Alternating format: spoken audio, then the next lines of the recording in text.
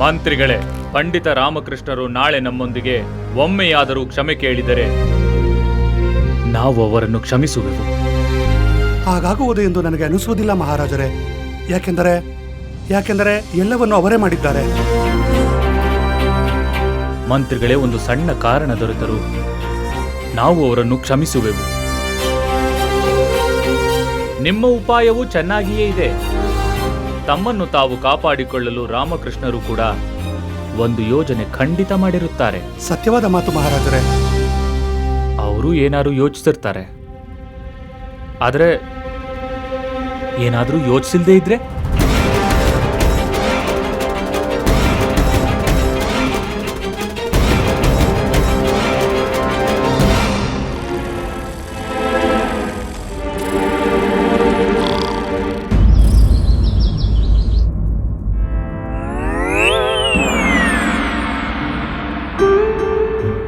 ಈಗ ಗುರುಗಳ ಪ್ರಾಣ ಹೂದಾನಿಯಲ್ಲಿ ಬಿಡು.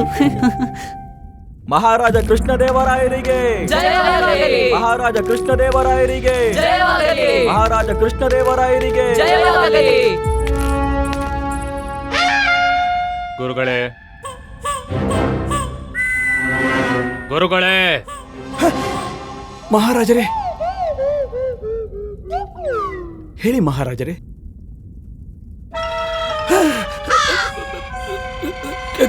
ಕ್ಷಮಿಸಿ, ಎತ್ಕೊಳ್ಳಿ.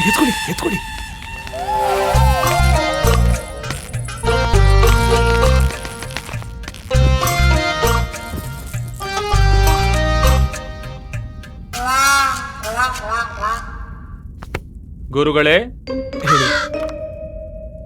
ನೀವು ನಮಗೆ ಬೆನ್ನು ಮಾಡಿ ನಿಂತಿದ್ದೀರಿ. ನೀವು ರಾಜ ದರ್ಬಾರಿನ ಮರ್ಯಾದೆಯನ್ನು ಮರೆತಂತಿದೆ. ಮಹಾರಾಜರೇ, ನೀವು ನಮ್ಮನ್ನು ಕ್ಷಮಿಸಬೇಕು.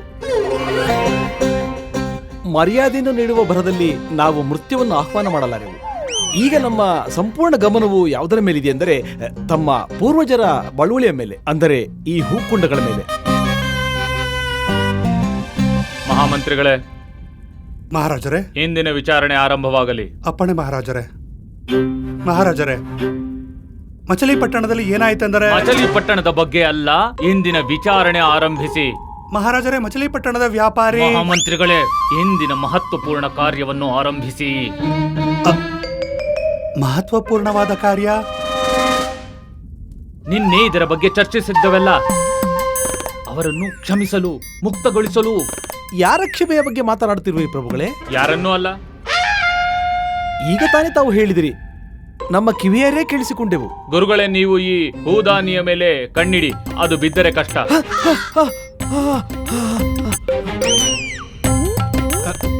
ನಮಗೆ ಅರ್ಥವಾಯಿತು ಮಹಾರಾಜರೇ. ಅದ್ಭುತ.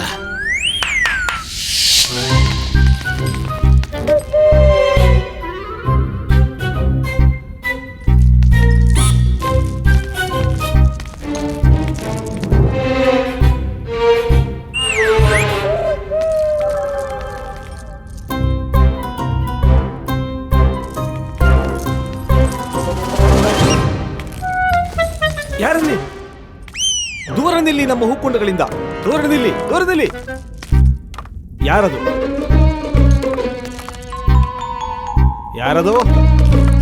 ಯಾರು? ಪ್ರಣವ ಗುರುಗಳೇ. ಪಂಡಿತ ರಾಮಕೃಷ್ಣ? ಪಂಡಿತ ರಾಮಕೃಷ್ಣರಿಗೆ ಇನ್ನೂ ಮರಣದಂಡನೆ ಆಗಿಲ್ಲವೇ? ಮಹಾರಾಜರೇ, ಇದೇನಿದು? ಮಹಾರಾಜರೇ, ತಾವು ಮಾಡಿರುವ ಆಜ್ಞೆಯ ಉಲ್ಲಂಘನೆಯಾಗಿದೆ. ಶಾಂತರಾಗಿ ಗುರುಗಳೇ. ಪ್ರಣಾಮ ಮಹಾರಾಜರೇ. ನಮಸ್ಕಾರ ಪಂಡಿತ ರಾಮಕೃಷ್ಣರೇ. ಕೊತ್ವಾಲರೇ, ಮಹಾರಾಜರೇ, ಪಂಡಿತ ರಾಮಕೃಷ್ಣರು ತಮ್ಮ ಶಿಕ್ಷೆಯನ್ನು ಅವರ ಮೇಲೆ ತೆಗೆದುಕೊಂಡರು. ನೀವೇನಾದರೂ ಅವರ ಸ್ಥಾನದಲ್ಲಿದ್ದರೆ ಏನು ಮಾಡುತ್ತಿದ್ದೀರಿ? ಅಯ್ಯೋ ಮಹಾರಾಜರೇ, ನನಗೆ ಚಿಕ್ಕ ಮಕ್ಕಳು ಇದ್ದಾರೆ, ಹೆಂಡತಿಯೂ ಇದ್ದಾಳೆ. ಅವಳ ಬಗ್ಗೆಯೂ ಚಿಂತಿಸಿ ಮಹಾರಾಜರೇ. ಕೊತ್ವಾಲರೇ, ಅಳುವುದನ್ನು ನಿಲ್ಲಿಸಿ. ಪ್ರಶ್ನೆಯನ್ನು ಕೇಳಲಾಗಿದೆ, ಉತ್ತರ ನೀಡಿ. ಮಹಾರಾಜರೇ, ನಾನು ಆತರ ಮಾಡೋದಿಕ್ಕಾಗೋದಿಲ್ಲ ಮಹಾರಾಜರೇ. ಇದ್ರ ಮಾತಿನ ಅರ್ಥ ಪಂಡಿತ ರಾಮಕೃಷ್ಣರನ್ನು ನಾನು ಗೌರವಿಸುವುದಿಲ್ಲ ಎಂದಲ್ಲ. ನಾನು ಇವರನ್ನು ಮನಃಪೂರ್ವಕವಾಗಿ ಗೌರವಿಸುತ್ತೇನೆ, ಆದರೆ ನಾನು ರಾಜಾಜ್ಞೆಯನ್ನು ಉಲ್ಲಂಘಿಸುವುದಿಲ್ಲ. ಕೇಳಿದಿರಾ ರಾಮಕೃಷ್ಣರೇ? ಹಾ ಮಹಾರಾಜರೇ, ಎಲ್ಲರೂ ಒಂದೇ ರೀತಿ ಇರುವುದಿಲ್ಲ ಅಲ್ಲವೇ? ನಿಮ್ಮನ್ನಿಲ್ಲಿಗೆ ಏಕೆ ಕರೆಸಿದ್ದೇವೆ ಗೊತ್ತಿದೆಯೇ ರಾಮಕೃಷ್ಣರೇ? ತಿಳಿದಿದೆ ಮಹಾರಾಜರೇ. ತಿಳಿದಿದೆಯೇ? ಹೌದು ಮಹಾರಾಜರೇ, ನೀವು ನನ್ನ ಕಡೆಯ ಇಚ್ಛೆಯನ್ನು ಪೂರೈಸಲು ಕರೆದಿದ್ದೀರಿ. ಕಡೆಯ ಇಚ್ಛೆ? ಸತ್ಯ ಹೇಳಿದರೆ ರಾಮಕೃಷ್ಣರೇ, ನಾವು ನಿಮ್ಮನ್ನು ಇಲ್ಲಿಗೆ ನಿಮ್ಮ ಅಂತಿಮ ಇಚ್ಛೆಯ ಪೂರ್ತಿಗಾಗಿ ಕರೆದಿದ್ದೇವೆ. ನಮಗೆ ಗೊತ್ತಿದೆ ನಿಮ್ಮ ಅಂತಿಮ ಇಚ್ಛೆ ಏನು ಎಂದು. ಮೃತ್ಯುದಂಡದಿಂದ ನಿಮಗೆ ಮುಕ್ತಿ ದೊರೆಯುವುದು ನಿಮ್ಮ ಕಡೆಯ ಇಚ್ಛೆ ಅಲ್ಲವೇ? ಈಗ ನಾವು ನಿಮ್ಮ ಅಂತಿಮ ಇಚ್ಛೆಯನ್ನು ಪೂರ್ಣಗೊಳಿಸುತ್ತೇವೆ, ನಿಮ್ಮನ್ನು ಮುಕ್ತಗೊಳಿಸುತ್ತೇವೆ, ಕ್ಷಮಿಸಿದ್ದೇವೆ. ಮಹಾಮಂತ್ರಿಗಳೇ, ಪಂಡಿತ ರಾಮಕೃಷ್ಣನು ಕ್ಷಮೆಯನ್ನು ಕೇಳಲೇ ಇಲ್ಲ ಮಹಾರಾಜರೇ. ಹೌದು ಮಹಾರಾಜರೇ, ನಾವು ಪಂಡಿತ ರಾಮಕೃಷ್ಣರ ಕೊನೆಯ ಇಚ್ಛೆಯನ್ನು ಏನೆಂದು ಅವರ ಬಾಯಿಂದಲೇ ಕೇಳಬೇಕು ಮಹಾರಾಜರೇ. ಒಳ್ಳೆಯದು. ಪಂಡಿತ ರಾಮಕೃಷ್ಣರೇ, ನೀವೇ ಹೇಳಿ ನಿಮ್ಮ ಅಂತಿಮ ಇಚ್ಛೆ ಏನು? ಮಹಾರಾಜರೇ, ನಿಮ್ಮ ಕೃಪೆಯಿಂದ ನಾನು ಬಹಳ ಸಂತೋಷವಾಗಿಯೇ ಇದ್ದೇನೆ. ನನ್ನ ಕೊನೆಯ ಇಚ್ಛೆ ಯಾವುದೂ ಇಲ್ಲ. ನೀವು ಕೇಳುತ್ತಿದ್ದೀರಾ ಎಂದು ನಾನು ಹೇಳುತ್ತಿರುವೆ. ಹೊರಡುವ ಮುನ್ನ ಒಂದು ಮುಖ್ಯ ಕಾರ್ಯ ಮಾಡಲು ಬಯಸುತ್ತೇನೆ. ಅಗತ್ಯವಾಗಿ. ಅಂತಿಮ ಇಚ್ಛೆ ನಿಮ್ಮದು, ಹೇಳಿ. ಮಹಾರಾಜರೇ, ನಿಮ್ಮ ಅನುಮತಿ ಇದ್ದರೆ ನಾನು ಹೊರಡುವ ಮುನ್ನ ಈ 2 ಹೂದಾನಿಗಳನ್ನು ಒಮ್ಮೆ ಕೈಯಲ್ಲಿ ಹಿಡಿದು ನೋಡಬಯಸುತ್ತೇನೆ. ಅದರ ಅವಶ್ಯಕತೆ ಏನೂ ಇಲ್ಲ. ನಡೀರಿ ನಡೀರಿ, ದೂರ ನಿಲ್ಲಿ. ಅಲ್ಲೇ ನಿಂತುಕೊಂಡು ದೂರದಿಂದಲೇ ನೋಡಿ. ಅನುಮತಿ ಇದೆ. ಬೇಡ ಮಹಾರಾಜರೇ. ಮನಿ, ನನ್ಗನ್ಸುತ್ತೆ ಪಂಡಿತ ರಾಮಕೃಷ್ಣನ ಕೊನೆ ಇಚ್ಛೆ ನಮ್ ಗುರುಗಳ ಕುತ್ತಿಗೆ ಹಿಸ್ಕೋದು. ಹಾಗ್ ಮಾಡಿದ್ರೆ ಒಳ್ಳೇದೆ. ಎಷ್ಟು ದಿನದಿಂದ ಕಾಯ್ತಾ ಇತ್ತು. ಅನುಮತಿ ಇದೆ. ಬನ್ನಿ ಬನ್ನಿ, ನಿಧಾನವಾಗಿ ತೆಗೆದುಕೊಳ್ಳಿ. ನಿಧಾನವಾಗಿ ನಿಧಾನವಾಗಿ ನಿಧಾನವಾಗಿ ನಿಧಾನವಾಗಿ ನಿಧಾನವಾಗಿ ನಿಧಾನವಾಗಿ ಇಡಿ ಇಡಿ.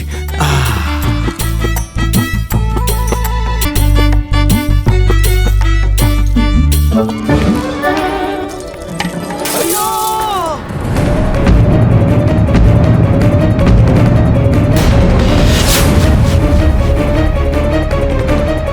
ಏನು ಪಂಡಿತ ರಾಮಕೃಷ್ಣರೇ, ಎಂತ ಕಾರ್ಯ ಮಾಡಿದಿರಿ? ಒಡೆದು ಹಾಕಿದ್ರು ಮಹಾರಾಜರೇ, ಒಡೆದು ಹಾಕಿದ್ರು. ಅಯ್ಯೋ ಭಗವಂತ, ರಾಮಕೃಷ್ಣರೇ, ಇದೇನು ಮಾಡಿದ್ರಿ ನೀವು? ಎಂತಹ ದೊಡ್ಡ ಅಪರಾಧ ಮಾಡಿದ್ರಿ ನೀವು? ಈ ಹೂಕೊಂಡಗಳ ರಕ್ಷಣೆಯನ್ನು ಮಾಡುತ್ತಾ ಮಾಡುತ್ತಾ ನಮ್ಮ ಅಧೋಗತಿ ಆಗಿತ್ತು. ಮಹಾರಾಜರ ಪೂರ್ವಜರ ಬಳುವಳಿಯನ್ನು ಒಡೆದು ಹಾಕಿದ್ರಿ ನೀವು.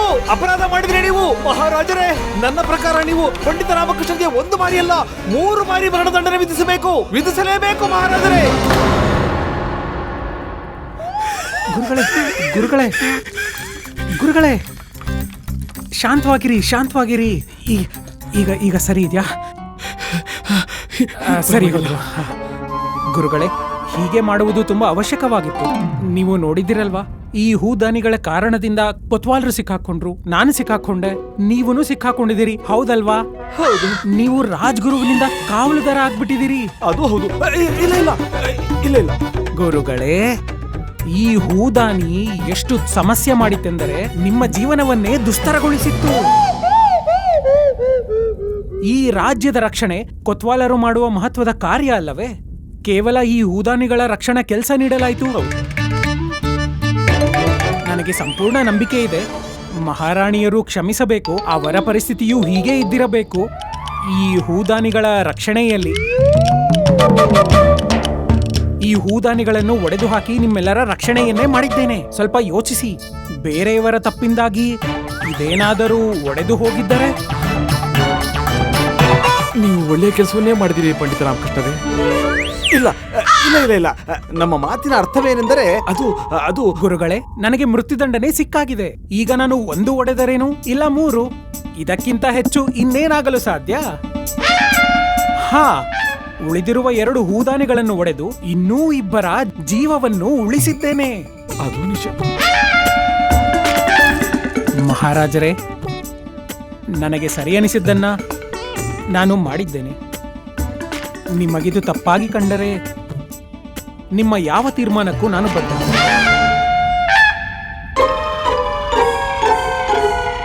ಅನುಚಿತವಂತೂ ಆಗಿದೆ ರಾಮಕೃಷ್ಣರೇ. ಅನುಚಿತವೆಂದರೆ ಈ ಹೂದಾನಿಗಳ ಕಾರಣದಿಂದ ಒಬ್ಬ ವ್ಯಕ್ತಿಗೆ ಮರಣದಂಡನೆ ದೊರೆತಿದೆ. ಏನು ಮಾಡುವುದು? ಮರಣದಂಡನೆ ಇಲ್ಲದೆ ನಮಗೆ ಬೇರೆ ದಾರಿ ತೋರಲಿಲ್ಲ. 2 ದಿನಗಳಿಂದ ಈ 2 ಹೂದಾನಿಗಳಿಗಾಗಿ ನನ್ನ ಇಬ್ಬರು ಮಹಾರಾಣಿಯರು ಅತ್ಯಂತ ವ್ಯಾಕುಲಗೊಂಡಿದ್ದಾರೆ. ಅವರು ಚಿಂತೆಯಲ್ಲಿ ಮುಳುಗುವಂತಾಗಿದೆ. ಅದೂ ಅಲ್ಲದೆ ನಮ್ಮ ಗುರುಗಳು ಇದರ ಸೇವೆಯಲ್ಲಿಯೇ ಹಗಲು ರಾತ್ರಿ ಮುಳುಗಿ ಹೋಗಿದ್ದಾರೆ. ಅವರು ರಾತ್ರಿ ಮಲಗಿರುವಂತೆಯೂ ಇಲ್ಲ. ಊಟವನ್ನೂ ಮಾಡಿಲ್ಲ ಮಹಾರಾಜರೇ. ಗೊತ್ತು ಗುರುಗಳೇ, ನಿಮ್ಮ ಕಷ್ಟ ನನಗೆ ಅರ್ಥವಾಗಿದೆ. ಒಬ್ಬ ರಾಜನ ಪರಾಕ್ರಮವಿರುವುದು ಅವನ ಕೈಗಳಲ್ಲಿ, ಯಾವುದೋ ಹೂದಾನಿಯಲ್ಲ. ನಾವು ನಮ್ಮ ರಾಜ್ಯ ವಿಸ್ತರಿಸಿರುವುದು ನಮ್ಮ ಬಲದಿಂದಾಗಿ, ನಮ್ಮ ಶೌರ್ಯ, ನಮ್ಮ ಬುದ್ಧಿ ಚಾತುರ್ಯದಿಂದ. ಅಸಂಖ್ಯ ಸೈನಿಕರು ತಮ್ಮ ಪ್ರಾಣದಾನ ಮಾಡಿದ್ದಾರೆ. ನಾವು ನಮ್ಮ ಹಾಗೂ ನಮ್ಮ ಸೈನಿಕರ ತ್ಯಾಗವನ್ನು ಯಾವುದೋ ಹೂದಾನಿಯೊಂದಿಗೆ ಹೇಗೆ ಸಮೀಕರಿಸುವುದು? ಎಲ್ಲವೂ ಮನುಷ್ಯನ ಪುರುಷಾರ್ಥದಿಂದಲೇ ನಿರ್ಮಿತವಾಗುವುದು ಹಾಗೂ ನಷ್ಟವಾಗುತ್ತದೆ. ಈ ಹೂದಾನಿಗಳಿಂದ ಏನಾದರೂ ಆಗುವುದು ಎಂದು ನಮಗೆ ನಂಬಿಕೆ ಇಲ್ಲ. ಹೀಗಾಗಿ ಪಂಡಿತ ರಾಮಕೃಷ್ಣರೇ, ನೀವು ಈ ಹೂದಾನಿಯನ್ನು ಒಡೆದು ಒಳಿತು ಮಾಡಿದ್ದೀರಿ. ನಿಮ್ಮಿಂದ ನಾವು ಪ್ರಸನ್ನರಾಗಿದ್ದೇವೆ. ಈ ಕಾರಣಕ್ಕಾಗಿ ನಿಮ್ಮನ್ನು ನಿಮ್ಮ ಮೃತ್ಯುದಂಡದಿಂದ ಮುಕ್ತಗೊಳಿಸುತ್ತಿದ್ದೇವೆ.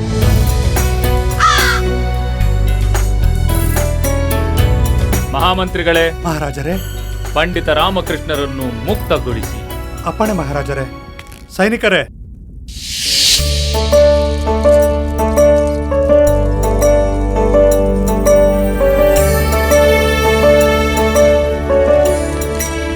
ಧನ್ಯವಾದ ಮಹಾರಾಜರೇ. ಪಂಡಿತ ರಾಮಕೃಷ್ಣರೇ, ನೀವಿಂದು ಕೇವಲ ಹೂದಾನಿಗಳನ್ನು ಒಡೆದಿಲ್ಲ, ಇಂದು ಈ ಹೂದಾನಿಗಳೊಂದಿಗೆ ನಮ್ಮ ಹಾಗೂ ನಮ್ಮೆಲ್ಲರ ಭ್ರಮೆಯನ್ನು ಒಡೆದಿದ್ದೀರಿ. ನಾವು ನಿಮಗೆ ಆಭಾರಿಗಳಾಗಿದ್ದೇವೆ. ಧನ್ಯವಾದಗಳು. ಸರಿಯಾಗಿ ಮಾಡಿದ್ರಿ ರಾಮಕೃಷ್ಣ ಅವರೇ. ಹೌದು ಪಂಡಿತ ರಾಮಕೃಷ್ಣರೇ, ನಾವು ಇದನ್ನು ಒಪ್ಪುತ್ತೇವೆ. ಅಲ್ಲದೆ ಇನ್ನೊಂದು ವಿಷಯ ರಾಮಕೃಷ್ಣರೇ, ನೀವು ಏನಾದರೂ ಯೋಜನೆ ಮಾಡಿ ಉಪಾಯ ಕಂಡು ಹಿಡಿಯುತ್ತೀರಿ ಎಂದು ನಮಗೆ ತಿಳಿದಿತ್ತು. ಒಂದು ವೇಳೆ ನಾನು ಯಾವ ಉಪಾಯವನ್ನು ಮಾಡದೇ ಇದ್ದಿದ್ದರೆ ಆಗ ಮರಣದಂಡನೆ ನಿಶ್ಚಿತವಾಗುತ್ತಿತ್ತು ಪಂಡಿತ ರಾಮಕೃಷ್ಣರೇ. ಹಾ,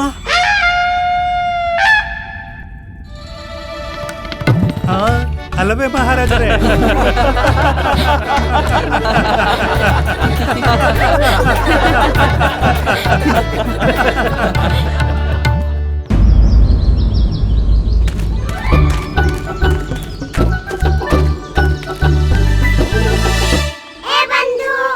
ಏನಾಯ್ತು ರಾಮ? ಏನ್ ಯೋಚನೆ ಮಾಡ್ತಿದ್ಯಾ? ಯಾಕೆ ನಿಂತ್ಕೊಂಡ್ಬಿಟ್ಟೆ? ಬಂದು ಮನೆವರೆಗೂ ಈಗಾಗ್ಲೇ ಸುದ್ದಿ ಮುಟ್ಟಿರ್ಬೇಕಲ್ವಾ, ನನ್ನ ಶಿಕ್ಷೆ ರದ್ದಾಗಿದೆ ಅಂತ. ಎಷ್ಟು ಖುಷಿಯಾಗಿರ್ತಾರಲ್ವಾ. ಹಾ, ನಿನ್ಗಾಗಿ ಆರತಿ ಕೂಡ ತಯಾರು ಮಾಡಿಟ್ಟಿರಬಹುದು. ಆರತಿ ತಟ್ಟೆ? ಹೂವಿನ ಮಳೆ ಆಗತ್ತೆ ನನ್ ಮೇಲೆ, ಹೂವಿನ ಮಳೆ. ಅಮ್ಮ ಅಂತೂ ನನಗೋಸ್ಕರ ಲಡ್ಡು ಸಿದ್ಧ ಮಾಡಿರ್ಬಹುದು ನನಗೆ ತಿನ್ನಿಸೋದಕ್ಕೆ ಅಲ್ವಾ.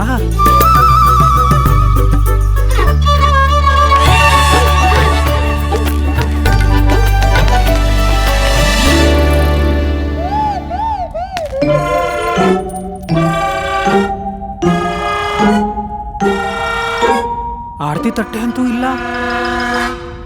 ಇಲ್ಲಂತೂ ನೆನೆಸಿದ ಬೇಳೆ, ಹಸಿ ಬಟ್ಟೆ, ಮುಸ್ರೆ ಪಾತ್ರೆ, ತರಕಾರಿಗಳಿಟ್ಟಿದ್ದಾರೆ. ಇದೆಲ್ಲ ಇಲ್ಲಿ ಯಾಕೆ ಇಟ್ಟಿದ್ದಾರೆ? ಇದೆಲ್ಲ ನೀವು ಮಾಡ್ಬೇಕು ಅಂತಾನೆ ಬಿಟ್ಟಿರೋದು. ನಿಮ್ಗಾಗೆ ಕಾಯ್ತಾ ಇದ್ವಿ. ಯಾಕಿಷ್ಟೊತ್ತಾಯ್ತು ಬರೋದಕ್ಕೆ? ಅಕ್ಕಿ ರುಬ್ಬೇಕು, ತರಕಾರಿ ಹೆಚ್ಚಬೇಕು, ಬಟ್ಟೆ ಒಣ ಹಾಕ್ಬೇಕು. ಬೇಗ ಬೇಗ ಶುರು ಮಾಡಿ. ವಾ, ಎಲ್ಲಾ ಕೆಲ್ಸ ನಾನೇ ಮಾಡ್ಲಾ? ಈಗ ತಾನೇ ಕಾರಾಗೃಹದಿಂದ ಬಂದಿದ್ದೀನಿ. ಮಹಾರಾಜ ಸಮಸ್ಯೆಗೆ ಪರಿಹಾರ ಹುಡುಕ್ತೀನಿ. ಗುರುಗಳ ಷಡ್ಯಂತ್ರದಿಂದ ನನ್ನನ್ನು ನಾನೇ ಪಾರ್ ಮಾಡ್ಕೋತೀನಿ. ಮನೆಗೂ ನಾನೇ ದುಡಿತೀನಿ. ಇದೆಲ್ಲ ಅಲ್ದೆ ಮನೆಗೆ ಬಂದು ತರಕಾರಿ ಹಚ್ಚಿ ಬೇಳೆನೂ ರುಬ್ಬೇಕಾ? ಲಾಮ, ಬತ್ತೆ ಮಲ್ತ್ಬಿಟ್ಟೆ ನೀನು. ಬತ್ತೆನೂ ಒಣಗಾಕ್ಬೇಕಲ್ವಾ ನೀನು, ಅದನ್ನು ಸೇಲ್ಸ್ಕೋ. ಹಾ, ಸರಿ ಹೇಳ್ದೆ. ಬಟ್ಟೆನೂ ನಾನೇ ಒಣಗಿಸ್ಬೇಕೆ? ಶಾರದಾ ಏನು ಮಾಡಲ್ಲ, ಯಾಕಂದ್ರೆ ಅವಳು ಗರ್ಭವತಿ ಆಗಿದ್ದಾಳೆ. ವಾ ವಾ ವಾ, ಇದು ಅನ್ಯಾಯ, ಅನ್ಯಾಯ ಇದು. ಸರಿ ಸರಿ, ಆಯ್ತಾಯ್ತಾಯ್ತು. ನಾನು ನೀವು ಹೇಳಿದನ್ನೆಲ್ಲ ಮಾಡ್ತೀನಿ, ನಾನು ಮಾಡ್ತೀನಿ. ಅದಕ್ಕೂ ಮುಂಚೆ ನನ್ನದೊಂದು ಪ್ರಶ್ನೆ ಇದೆ. ಪ್ರಪಂಚದಲ್ಲಿ ಎಲ್ಲಾ ಹೆಣ್ಮಕ್ಳು ಗರ್ಭವತಿ ಆಗ್ತಾರೆ, ಮಗುವಿಗೆ ಜನ್ಮ ನೀಡ್ತಾರೆ. ಶಾರದಾಳಲ್ಲಿ ಏನ್ ವಿಶೇಷ? ನೀನ್ ಇಷ್ಟೊಂದು ಅವಳ ಪರವಾಗಿ ನಿಂತ್ಯಾ? ಇದು ಪಕ್ಷಪಾತ ಅಲ್ವಾ?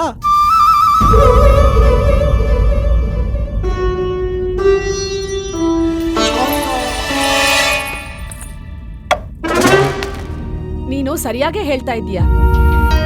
ನನಗೆ ಬುದ್ಧಿ ಇಲ್ಲ ನೋಡು. ನೀನು ದೊಡ್ಡ ಪಂಡಿತನಿದ್ದೀಯ. ನಾನದನ್ ಮರ್ತೇ ಹೋಗಿದ್ದೆ ನೋಡು. ನೀನು ನನ್ನ ಮಗ, ನಾನು ನಿನ್ ಪರವಾಗಿ ಮಾತಾಡ್ಬೇಕು. ಹಾ ಆದ್ರೆ ನಾನು ಇವಳ ಪರ ಯಾಕೆ ಮಾತಾಡ್ತಾ ಇದ್ದೀನಿ? ಯಾರು ಇವಳು? ತನ್ನ ತಂದೆ ತಾಯಿನೆಲ್ಲ ಬಿಟ್ಟು ನಿನ್ ಸಂಸಾರ ನೋಡ್ಕೊಳಕ್ ಬಂದಿದ್ದಾಳೆ. ಅದೇನು ಉಪಕಾರನೇ? ಅವಳ ಪ್ರಾಣಾನ್ನೇ ಪಣಕ್ಕಿಟ್ಟು ನಿನ್ನ ವಂಶನ ಬೆಳೆಸ್ತಾ ಇದ್ದಾಳೆ. ಅದೇನು ಉಪಕಾರನೇ? ನೀನು ಬುದ್ಧಿವಂತ, ಸರಿಯಾಗೇ ಹೇಳ್ತಾ ಇದ್ದೀಯ. ಶಾರದಾ ಮಾಡ್ತಿರೋದೇನ್ ವಿಶೇಷ ಅಲ್ಲ. ಆದ್ರೆ ಏನ್ ಮಾಡೋದು? ನಾನು ಒಂದು ಹೆಣ್ಣು. ನಾನು ನಿನಗೆ ಜನ್ಮ ನೀಡಿದ್ದೀನಿ. ನನ್ಗೂ ಗೊತ್ತಿದೆ, ಗರ್ಭವತಿ ಆಗೋದು, ಒಂದು ಮಗುವಿಗೆ ಜನ್ಮ ನೀಡೋದು ಅಂದ್ರೆ ಏನು ಅಂತ.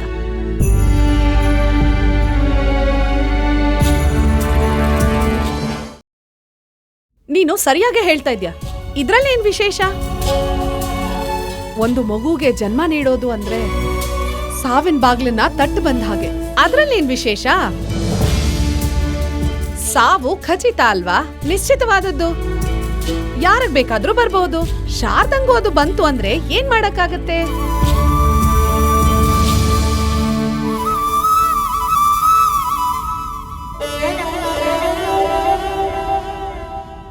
ಆದ್ರೆ ನೀನ್ ಹೇಳ್ತಾ ಇರೋದ್ ನಿಜ ನೋಡು. ಇದು ತಪ್ಪಲ್ವಾ? ಅನ್ಯಾಯ ಅಲ್ವಾ? ಹೇಳು. ಕೇವಲ ಒಂದು ಮಗುಗ್ ಜನ್ಮ ನೀಡ್ತಾಳೆ ಅನ್ನೋ ಕಾರಣಕ್ಕೆ ಯಾವುದೇ ಹೆಣ್ಣಿಗೆ ವಿಶೇಷ ಸೌಲಭ್ಯ ಕೊಡೋದು, ಗೌರವ ಕೊಡೋದು, ಅದಕ್ಕೆ ಸಮರ್ಥನೆ ನೀಡೋದು, ಇದು ಎಲ್ಲಾ ಗಂಡಸರಿಗೆ ಮಾಡೋ ಅನ್ಯಾಯ ಅಲ್ವಾ ಮಗನೇ?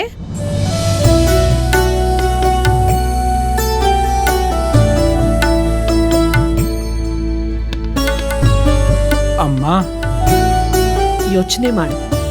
ಶಾರದಾ ತನ್ನೊಳಗೆ ಒಂದು ಜೀವನ ಬೆಳೆಸ್ತಾ ಇದ್ದಾಳೆ. ನೀನ್ ನಿನಗಿಷ್ಟ ಬಂದ ಹಾಗೆ ತಿನ್ಬಹುದು, ಕುಡಿಬಹುದು. ಆದ್ರೆ ನಿನಗ್ ಗೊತ್ತಾ, ಶಾರದನ್ಗೆ ಈ ಪರೀಕ್ಷೆ 9 ಮಾಸದವರೆಗೂ ನಡೆಯುತ್ತೆ. ಅವಳಿಗೆ ಎಷ್ಟು ಕಷ್ಟ ಆಗುತ್ತೆ. ಅವಳಿಗೆ ಇಷ್ಟ ಬಂದ ಹಾಗೆ ಏನು ತಿನ್ನಕ್ಕೂ ಆಗಲ್ಲ, ಯಾವ ಕೆಲ್ಸಾನೂ ಮಾಡಕ್ಕಾಗಲ್ಲ. ಆದ್ರೆ ಇದೇನ್ ವಿಶೇಷ?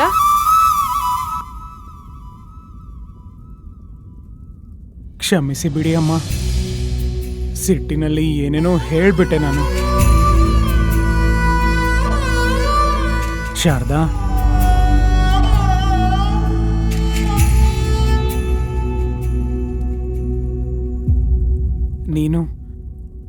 ನೀನು ಪೂಜ್ಯನೀಯ. ಹೌದು, ಅದು ನಮಗ್ ಗೊತ್ತಿದೆ. ಅಮ್ಮ ನಂಗೆ ಹೇಳಿದಾರೆ ನಾನು ಪೂಜ್ಯನೀಯ ಅಂತ. ಹಾ ಸರಿ, ಹೇಳಿ. ಸಂಕೋಚ ಇಲ್ಲದೆ ಏನ್ ಮಾಡ್ಬೇಕು ಅದನ್ನ ಹೇಳಿ, ನಾನು ಎಲ್ಲವನ್ನೂ ಮಾಡ್ತೇನೆ. ಹೌದಾ? ಹಾಗಾದ್ರೆ 1 ನಿಮಿಷ. ಯಾಕೆ, ಏನಾದ್ರೂ ಪಟ್ಟಿ ಮಾಡಿದ್ದೀರಾ?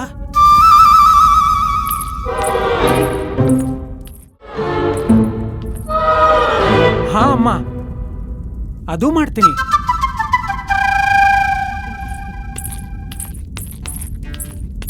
ಎತ್ಕೊಳ್ಳಿ. ಏನನ್ನ? ಇದನ್ನ ಎತ್ಕೊಳ್ಳಿ. ಇದನ್ ತಿನ್ನೋದ್ರಿಂದ ಶಕ್ತಿ ಬರುತ್ತೆ.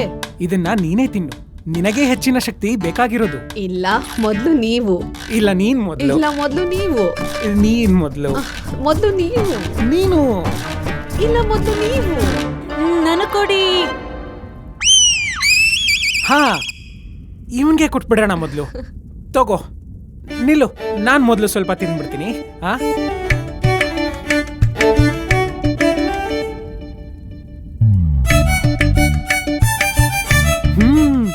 ಎಷ್ಟು ರುಚಿಯಾಗಿದೆ ಅಲ್ವಾ?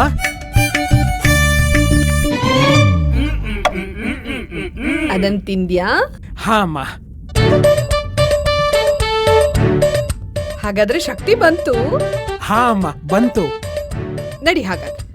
ಈಗ ಬಟ್ಟೆ ಒಣ ಹಾಕು. ಹಾ. ಕಸ ಗುಡ್ಸು. ಹಾ. ಮನೆ ಒರ್ಸು. ಹಾ. ಪಾತ್ರೆನ ತೊಳೆದ್ಬಿಡು. ಹಾ,